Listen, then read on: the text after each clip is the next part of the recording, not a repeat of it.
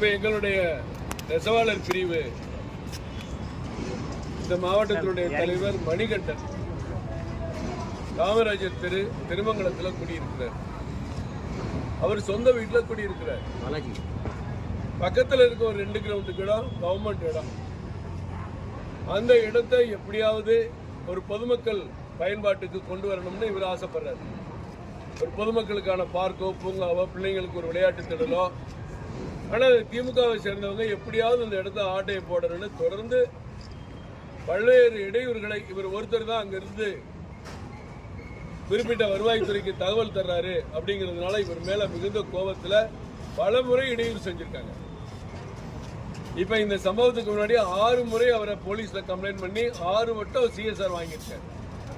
அப்ப இப்படி ஒரு பிரச்சனை இருந்தாலும் போலீஸ் இதுல போதுமான நடவடிக்கை எடுக்காத காரணத்தினால் இன்றைக்கு அந்த சகோதரி சொல்லும் போது நமக்கே கண்கள் கலங்குகிறது. கொஞ்சம் தாமதமாயிருந்தா கூட அவங்க கேட்டுக்குள்ள இவரை பிடிச்சி இழுத்துருக்காங்க வீட்டுக்குள்ள. இல்லாட்டி இன்னைக்கு மணிகண்டனுக்கு நம்ம கடைசி இறுதி மரியாதை செய்யக்கூடிய அளவிற்கு இன்றைக்கு திமுகவினுடைய அராஜகம், திமுகவினுடைய அந்த பகுதியினுடைய நிர்வாகி ஆறுமுகம், வட்டத்தலைவர் லோக்ராஜ், லோக் பாபு இவங்கெல்லாம் சேர்ந்து இப்படி இவனை மிரட்டி பணிய வச்சோம்னா அந்த பகுதியில் இருக்க யாருமே கேள்வி கேட்க மாட்டாங்க அப்படின்னு சொல்லி காலையில் 9 மணிக்கு வீட்டில் பூஜை பண்ணிட்டு நின்றுட்டு இருக்கும் போது பின்னாடி வந்து வெட்டியிருக்காரு.